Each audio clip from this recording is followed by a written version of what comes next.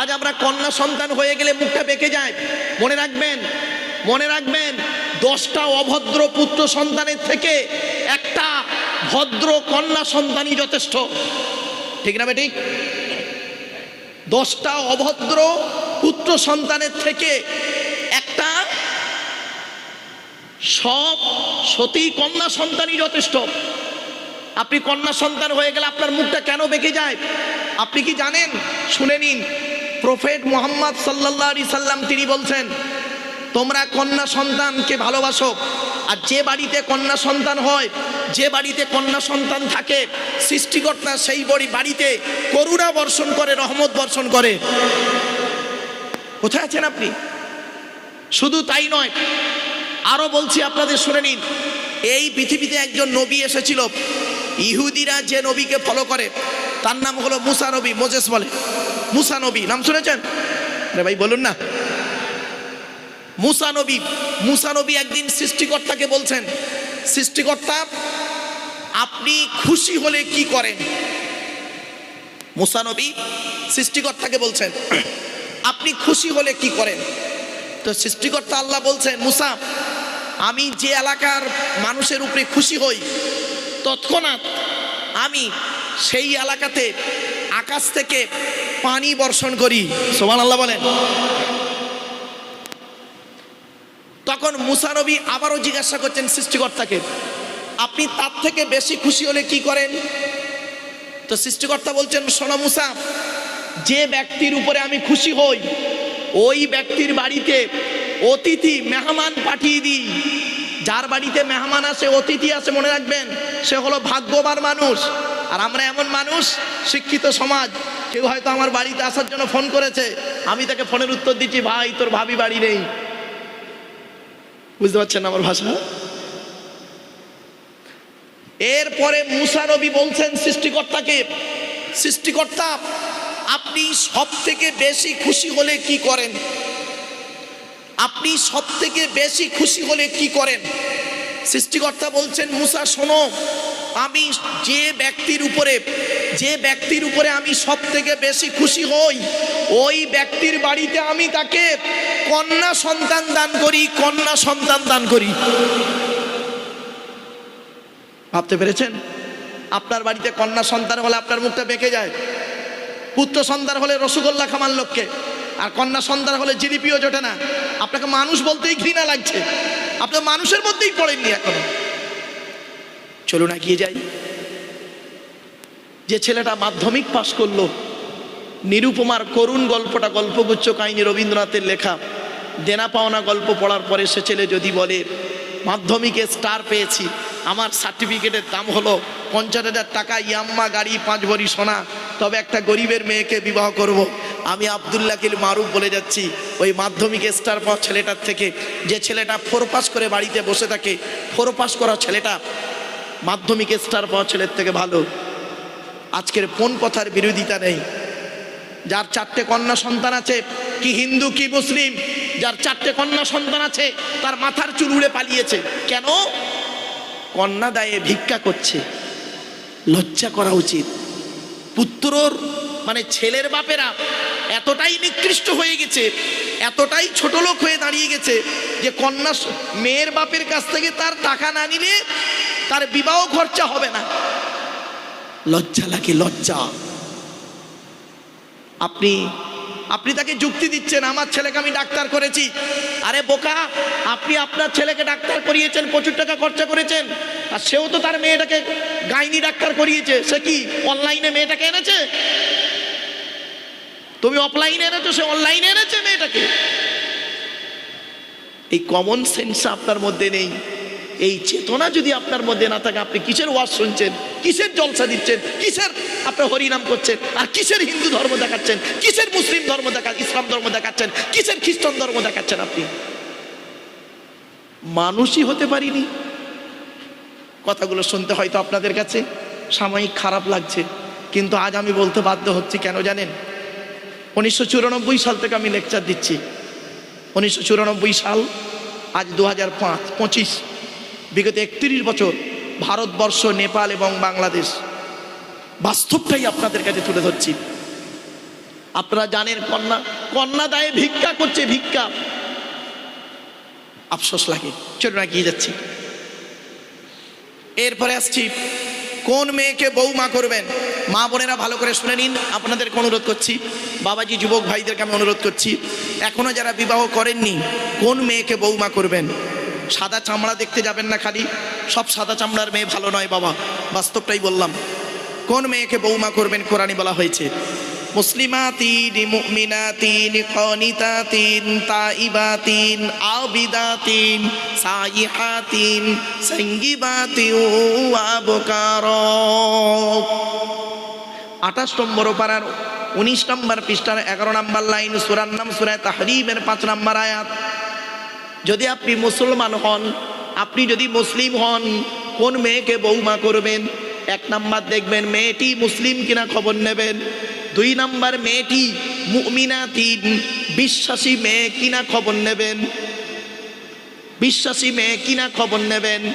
2 number হলো মেয়েটি কানিতাতিন, খুব ইম্পর্টেন্ট কথা এটা, কানিতাতিন আনুগত্যশীলা মেয়ে কিনা খবর নেবেন। দূর থেকে খবর নিয়ে দেখবেন মেয়েটি ওর পিতামাতাকে ভক্তি শ্রদ্ধা করে কিনা খবর নেবেন। দূর থেকে খবর নিয়ে সঠিক তথ্য যদি পেয়ে যান মেয়েটি ওর বাপ আর মাকে মূল্য দেয় না, মেয়েটি ওর বাপ আর মাকে ভক্তি শ্রদ্ধা সম্মান করে না, ওই মেয়ে যত সুন্দরী হোক আর যত শিক্ষিতা হোক আর যত কোটিপতির মেয়ে হোক, খবরদার ওই মেয়েকে কোনোদিন বৌমা করবেন না। ও ওর নিজের বাম্মাকে ভক্তি শ্রদ্ধা সম্মান করে না, তোমার বাম্মার পাতে সহজে এক থালা ভাত দিতে চাইবে না। বেশিরভাগ মেয়েদের সংসার নষ্ট হয় মেয়ের মায়ের কান ভাঙানিতে, ঠিক না বেঠিক? বেশিরভাগ মেয়ের সংসার নষ্ট হয় মেয়ের মায়ের কান ভাঙানিতে। এজন্য মেয়ের মায়েদেরকে বলছি, মা বোনেরা ভালো করে শুনে নিন, আমারে ভুল বুঝবেন না। প্রথমত মেয়ের মায়েদেরকে বলছি, দয়া করে আপনারা ছেলের মায়ের সঙ্গে টেক্কা দিতে যাবেন না। আপনি কি জিনিস পাঠিয়েছেন ওটা আপনি পেটে ধরেছেন 10 মাস 10 দিন, আর পৃথিবীতে লালিত পালিত করেছেন 18 বছর, তাহলে বস্তুটাকে আপনি খুব ভালোই চেনেন। হট করে মেয়ের কথা শুনে জামাইয়ের বিরুদ্ধে বেহালা থানায় বধূ নির্যাতন কেস করতে যাবেন না, বাস্তব কথাটাই বললাম। আপনারা কি জানেন ভারতবর্ষে নারী নির্যাতনের আইন আছে বলে কত মেয়ে ছেলে আছে অন্যায়ভাবে স্বামীর বিরুদ্ধে, শ্বশুর শাশুড়ির বিরুদ্ধে, ননদ দেওরের বিরুদ্ধে, ভাসুরের বিরুদ্ধে, জায়ের বিরুদ্ধে বধূ নির্যাতন কেস করেছে। বেশ কিছু অ্যাডভোকেটের সঙ্গে আমার সম্পর্ক, আমি সব ডিপার্টমেন্টের লোকের সঙ্গে একটু যোগাযোগ রাখি। আমার গাড়ির সামনে একটা বোর্ড লাগানো আছে, দেখবেন ওয়ার্ল্ড হিউম্যান রাইটস কাউন্সিল, বিশ্ব মানবাধিকার পরিষদ, ওয়ার্ল্ড হিউম্যান রাইটস কাউন্সিলের আমি একজন ন্যাশনাল প্রেসিডেন্ট। গাড়ির বোর্ডটা দেখলেই বুঝতে পারবেন। বাস্তবটাই বলছি বাবা, বাস্তবটাই তুলে ধরছি আপনাদের কাছে, দয়া করে কাজগুলো করবেন না। অনেক মেয়ে ছেলে আছে দেখবেন, যে মেয়ে ছেলে বিয়ের পরে যে মেয়ে ছেলে স্বামীর কথার গুরুত্ব না দিয়ে ওর বাম্মার কথার গুরুত্ব দেয়, ওই মেয়ে ছেলের সংসারটা হলো নরক নরক নরক, জাহান্নাম জাহান্নাম জাহান্নাম। বেশিরভাগ মেয়ে ছেলে দেখবেন স্বামীর গুরুত্ব নেই, ওর বাম্মা যেটা বলে সেটাই ওঠে আর বসে করে। শুধু তাই নয়, যে মেয়ের মা যত বেশি চালাক ওই মেয়ের কপালে তত তাড়াতাড়ি তলাক। রাগ করবেন নাকি? বাস্তব কথা বললাম, হয়তো কথাটা একটু প্যারামেকা হয়ে গেল, বাস্তব কথা বলছি। যে মেয়ের মা যত বেশি চালাক, এজন্য মেয়ের মায়েদের বেশি চালাক হওয়া ঠিক নয়। আপনি আপনার মেয়েটাকে বোঝান। চলুন এগিয়ে যাচ্ছি। এরপরে আসছি নারীর মা বোনেরা ভুল বুঝবেন না, আমাকে বলার সুযোগ দিন। নারী জাতিদের শত্রু হলো দুটো, নারী জাতিদের শত্রু হলো দুটো। 1 নম্বর হলো সতীন। সতীন হলো নারী জাতির চরম শত্রু।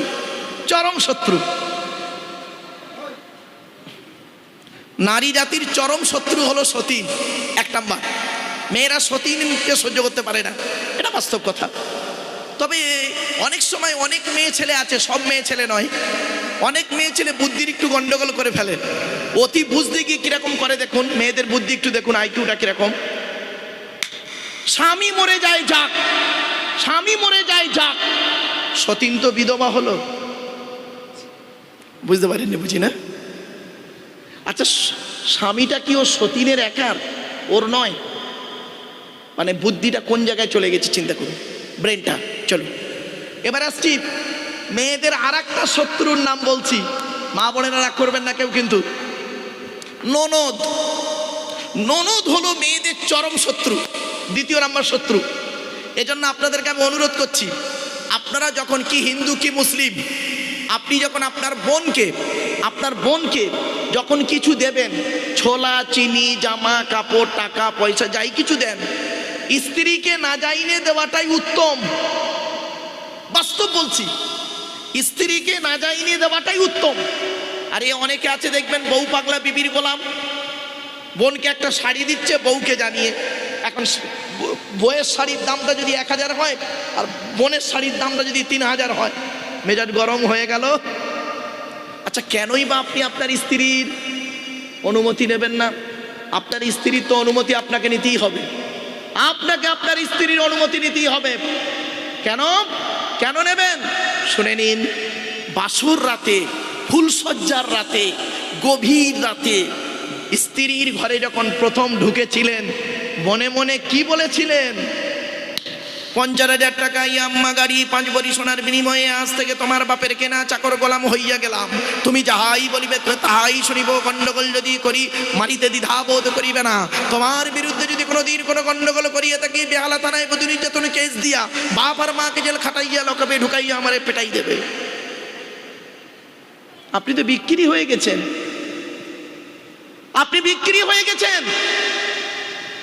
আমি আপনাদের অনুরোধ করছি, পুরুষ জাতিকে অনুরোধ করছি, ভালো বেটা হন, ভালো সন্তান হন, ভালো জামাই হওয়ার আগে। পুরুষরা দেখবেন ভালো জামাই হয়েছে, ভালো সন্তান হতে পারে। আমার কথাগুলো বুঝতে পারছেন? ভালো বেটা হন, বাম্মাকে ভক্তি শ্রদ্ধা করুন। মনে রাখবেন, কোনো পুরুষ যদি 4 জনকে খুশি করে, জান্নাতি জান্নাতি জান্নাতি। কজনকে? 4 জনকে খুশি করলে জান্নাতি। একজন পুরুষ। কে কে? আল্লাহকে খুশি করুন, অর্থাৎ কোরআন মোতাবেক জীবনযাপন করুন। 2 নাম্বার হলো নবীকে খুশি করুন, নবীর হাদিস মোতাবেক জীবনযাপন করুন। নবীজি যেভাবে চলেছেন সেইভাবে আপনি চলুন, নবীজি যেভাবে খেয়েছেন সেইভাবে আপনি খান, নবীজি যেভাবে ঘুমিয়েছেন সেইভাবে আপনি ঘুমান, নবীজি যেইভাবে ব্যবসা বাণিজ্য করেছেন সেইভাবে আপনি ব্যবসা বাণিজ্য করেন। ব্যাস। 1 নাম্বার আপনি আল্লাহকে খুশি করুন, 2 নাম্বার নবীকে খুশি করুন, 3 নাম্বার জন্মদাতা বাপকে খুশি করুন, জন্মদাতা বাপকে খুশি করুন, জন্মদাতা বাপকে খুশি করুন। 4 নাম্বার পেটে ধরা মাকে খুশি করুন, মাকে খুশি করুন। একজন পুরুষ যদি 4 জনকে খুশি করে, জান্নাতি জান্নাতি জান্নাতি। আর একজন মেয়ে ছেলে 3 জনকে খুশি করলে জান্নাতি। আমার মা বোনরা ভুল বুঝবেন না, আপনি 3 জনকে খুশি করুন। 1 নাম্বার হলো কে? আপনি আপনার রব আল্লাহকে খুশি করুন। 2 নাম্বার হলো আপনি নবীকে খুশি করুন, নবী যেভাবে চলতে বলেছেন সেইভাবে চলুন। 3 নাম্বার আপনি আপনার স্বামীকে খুশি করুন, স্বামীকে খুশি করুন। আপনি বাম্মার কথা শুনে স্বামীকে অত্যাচার করবেন না। প্রফেট মুহাম্মদ সাল্লাল্লাহু আলাইহি সাল্লাম একদিন বলছেন, শুনে নিন আপনারা, এই ঘটনাটা শুনলে চমকে যাবেন আশা করি। শুনে নিন, মুহাম্মদ সাল্লাল্লাহু আলাইহি সাল্লাম একদিন বলছেন তার সঙ্গী সাহাবীদেরকে, তোমাদের বাড়িতে কয় শ্রেণীর মেয়ে ছেলে আছে গো? তো সাহাবীরা বললেন, হে নবী, আমাদের বাড়িতে 4 শ্রেণীর মেয়ে ছেলে আছে। কয় শ্রেণী? 4 শ্রেণীর মেয়ে ছেলে আছে। কে কে? মা, বোন, মেয়ে, বউ। মা, বোন, মেয়ে, বউ, 4 শ্রেণীর মেয়ে। তখন নবীজি বললেন, কি করে তোমরা বুঝবে তোমার মা, বোন, মেয়ে, বউ এই 4 শ্রেণীর মেয়ে ছেলে স্বর্গবাসিনী না নরকবাসিনী, জান্নাতি না জাহান্নামী, কি করে বুঝবে? তখন সাহাবীরা পুরো চুপ। আজ আমি আপনাদের বলে যাচ্ছি, আমারে ভুল বুঝবেন না, আজকের বাড়ি থেকে কি করে বুঝবেন আপনার মা, বোন, মেয়ে, বউ জান্নাতি না জাহান্নামী? এখান থেকে শুনে নিন। আমার মা বোনরা যারা বক্তব্য শুনছেন, আমাকে ভুল বুঝবেন না মা, আপনি এই কথাটাকে মূল্যায়ন করুন। আল্লাহ নবী বললেন, যে মেয়ে ছেলেদের মধ্যে এই এই অভ্যাসগুলি থাকবে, ওই মেয়ে ছেলে যত নামাজ পড়ুক, যত রোজা রাখুক, যত হজ করুক, যত তাহাজ্জুদের নামাজ পড়ুক, ওই মেয়ে ছেলে জাহান্নামী, জাহান্নামী, জাহান্নামী। এক নাম্বার হলো ওই মেয়ে ছেলে নরকবাসিনী, জাহান্নামী মেয়ে, যে মেয়ে ছেলে তার স্বামীর সঙ্গে যখন কথা বলে মেজাজ দিয়ে কথা বলে, স্বামীর সঙ্গে যখন কথা বলে মেজাজ দিয়ে কথা বলে। অনেক মেয়ে ছেলে আছে দেখবেন পাড়ার লোকের সঙ্গে কথা বলে মিষ্টি ভাষায়, আর স্বামীর সঙ্গে যখন কথা বলে দেখবেন মেজাজ দিয়ে। ওই মেয়ে ছেলে যত ধর্মের কাজ করুক, ও মেয়ে ছেলে জাহান্নামী, নরকবাসিনী।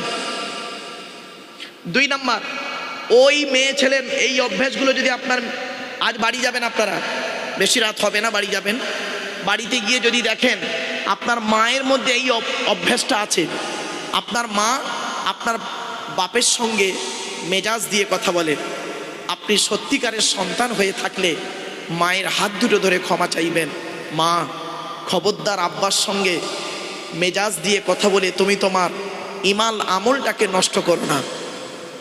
যদি এইটুকু কথা বলতে মাকে না পারেন, আপনি কিসের শিক্ষিত সন্তান?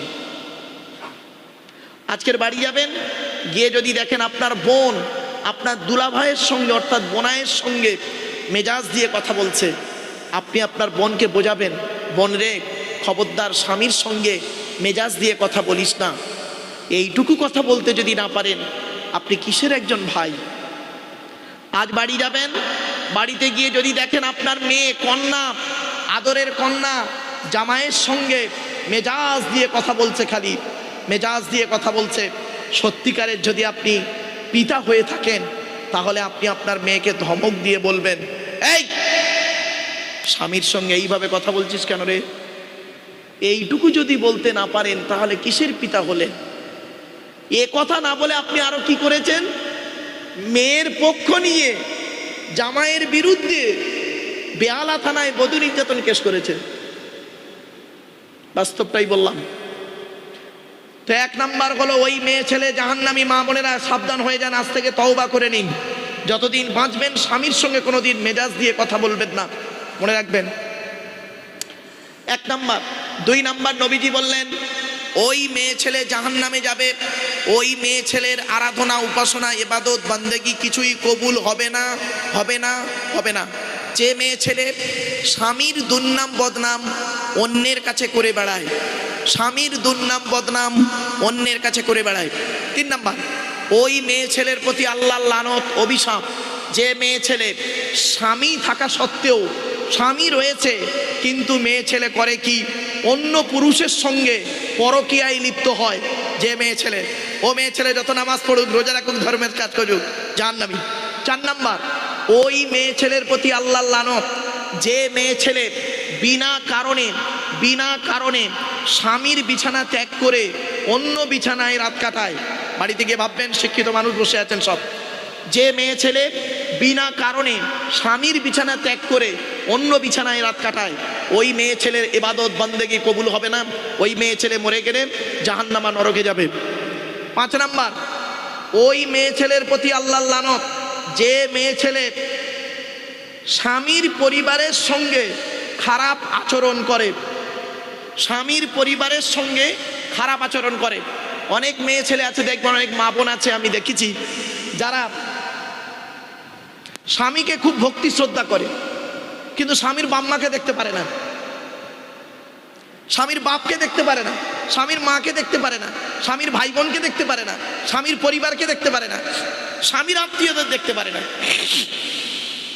স্বামীর আত্মীয় যদি বাড়িতে আসে, তার প্রতি ভক্তি হয় আলাদা, আর ওর নিজের আত্মীয় যখন বাড়িতে আসে, তার ভক্তি শ্রদ্ধা সম্মানটা আলাদা। খবরদার নয়। 5-6 নাম্বার, ওই নারীর প্রতি আল্লাহর লানত।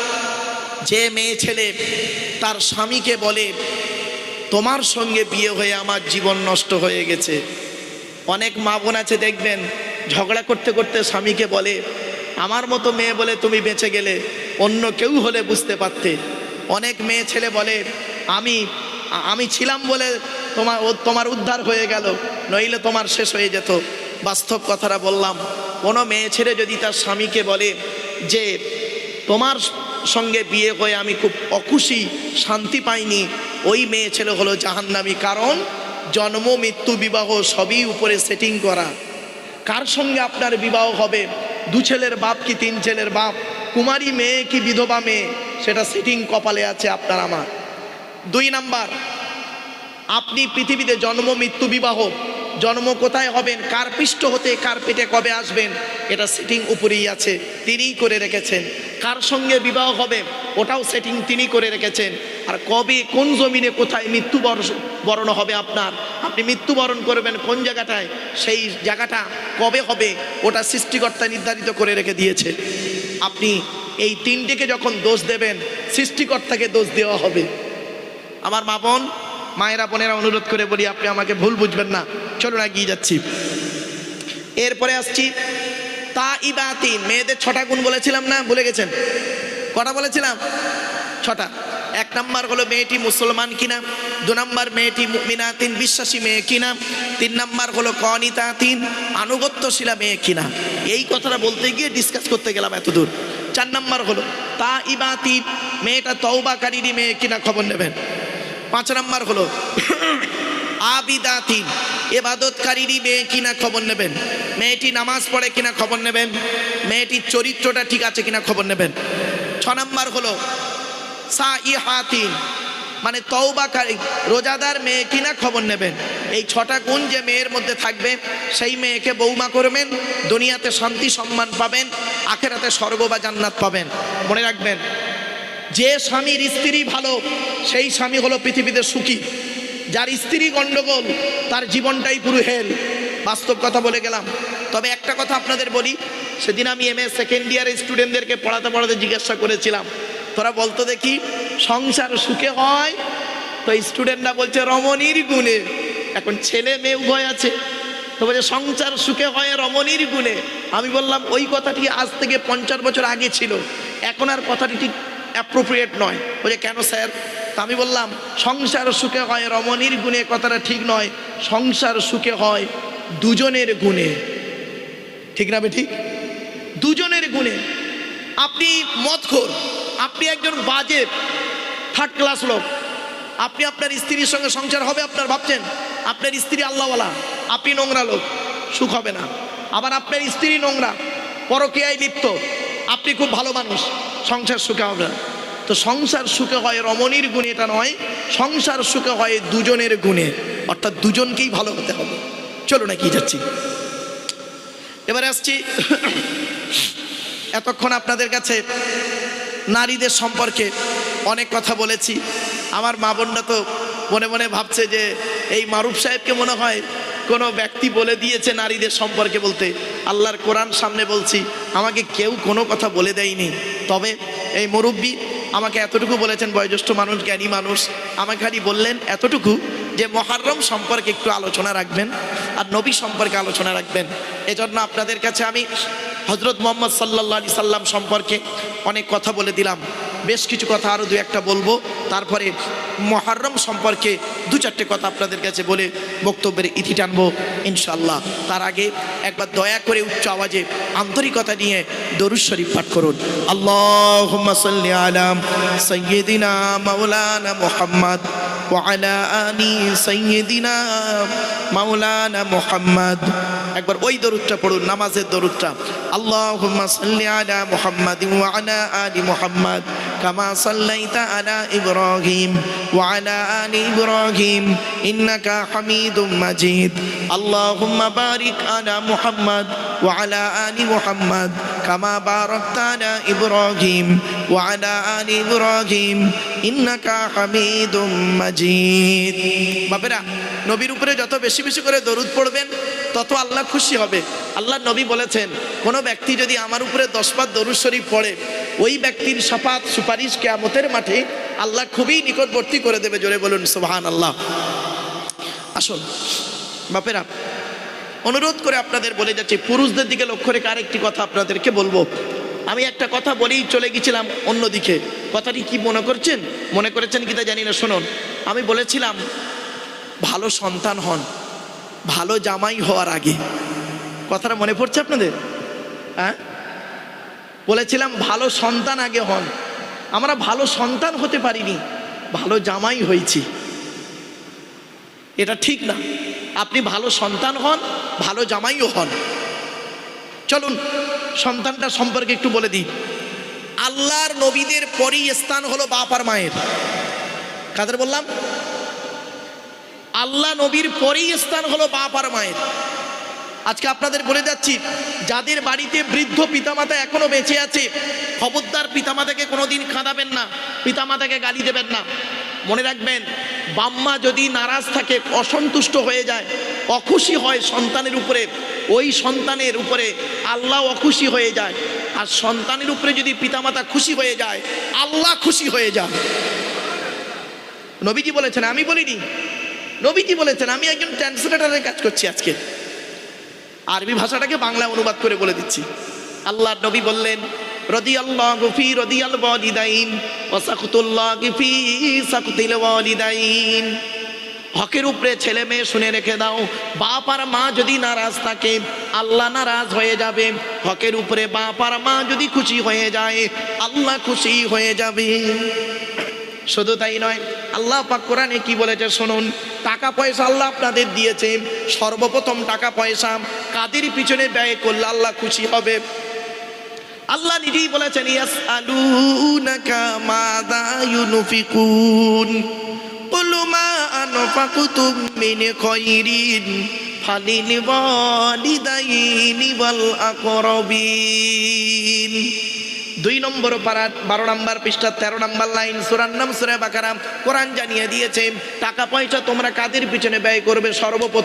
সর্বপ্রথম টাকা পয়সা তোমরা তোমাদের বুড়ো বুড়ি বাপ আর মায়ের পিছনে ব্যয় করবে, আল্লাহ খুশি হয়ে যাবে। বাপের পিছনে পয়সা কেন ব্যয় করেন না? গাছের প্রথম ফলটা বাপকে খাওয়াবেন, গাছের প্রথম ফলটা বাপকে মাকে খাওয়াবেন, পুকুরের প্রথম মাছটা বাপ আর মাকে খাওয়াবেন, আল্লাহ খুশি হবে।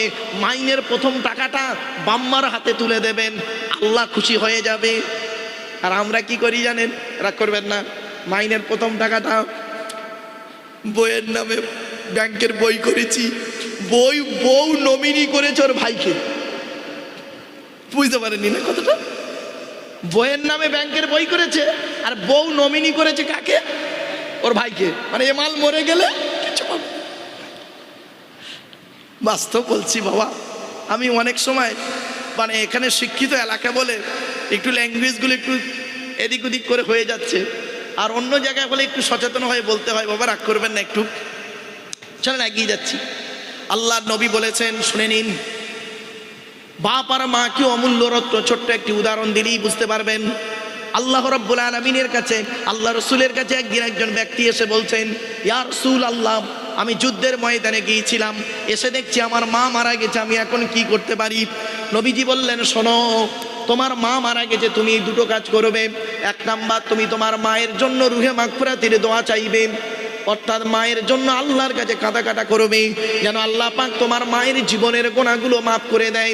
2 নাম্বার হলো তুমি তোমার মায়ের জন্য দান খয়রাত করবেন, গরিব ফকির মিসকিনকে দান করবে, তোমার মা কবরে শুয়ে শুয়ে সওয়াব পাবে।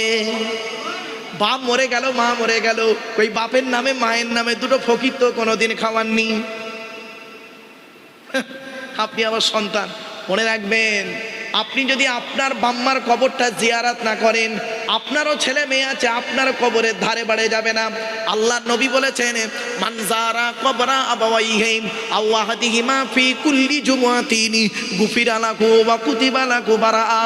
নবী বলেন, জুম্মার দিনে যদি কোনো ছেলে তার বাপ আর মায়ের কবরটা একবার জিয়ারত করে, ওই ছেলের দোয়ার ওসিলায় বাম্মার কবরটাকে আল্লাহ পাক আলোয় আলোকিত করে দেয়।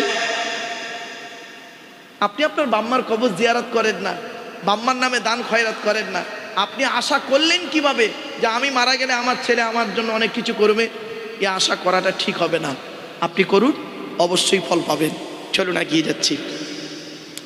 শুধু তাই নয়, আরো বলা হয়েছে, অন্য একটা কথাই এসেছে, মা বিন ওয়ালাদিন বাবরিনি ইয়ানজুরু ইলা ওয়ালিদাইহি নাযারা রাহমাতিন ইল্লা কাতাবাল্লাহু লাহু বিকুল্লি নাযারাতিন হাজ্জাতাম মাবরুর।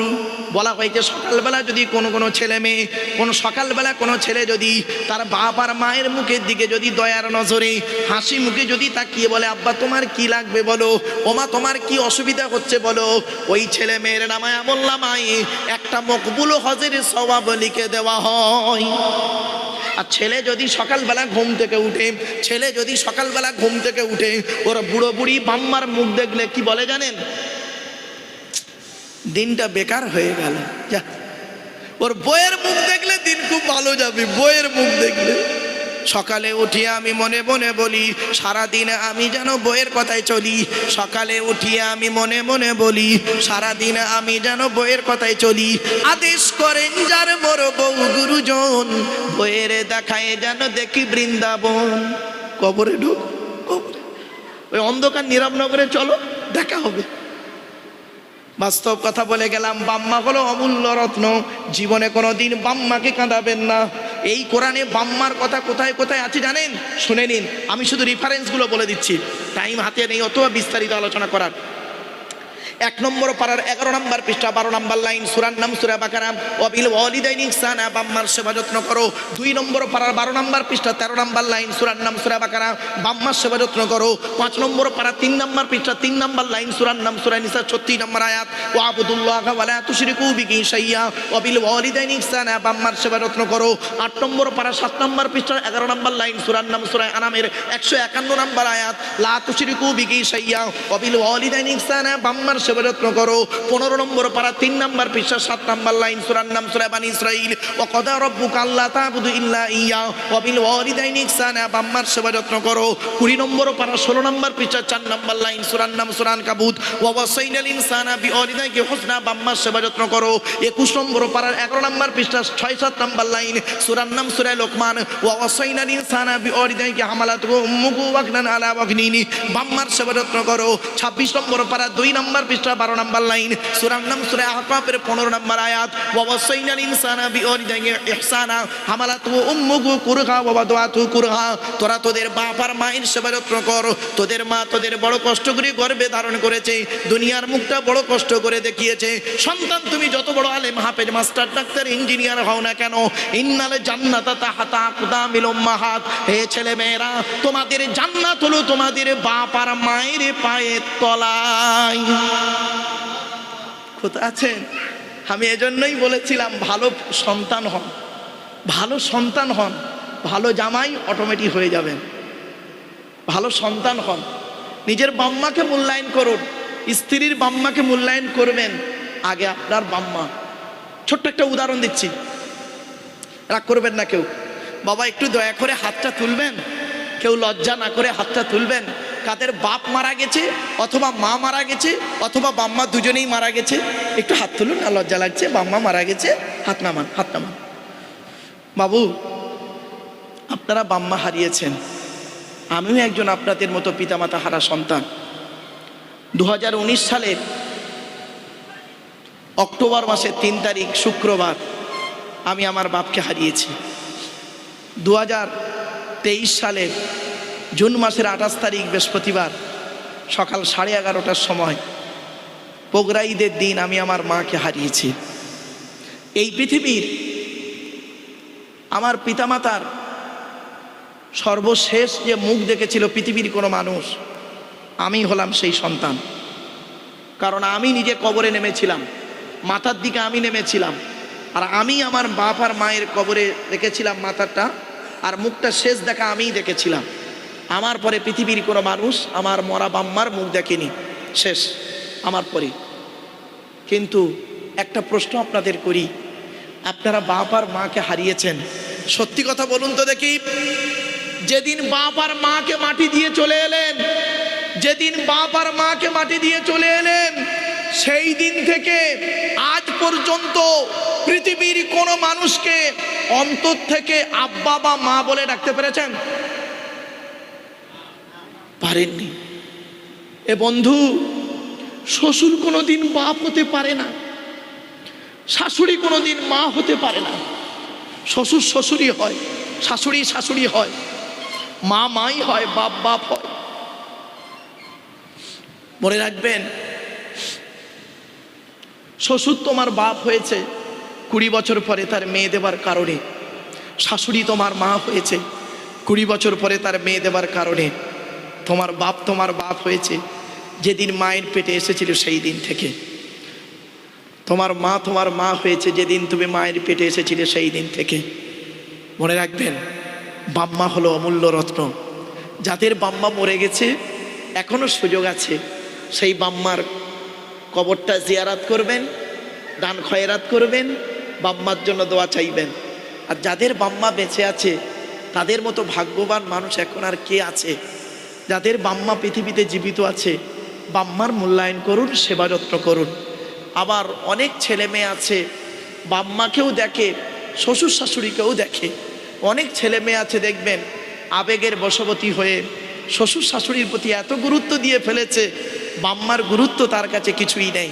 খবরদার নয়, খবরদার নয়। লজ্জা করলো না?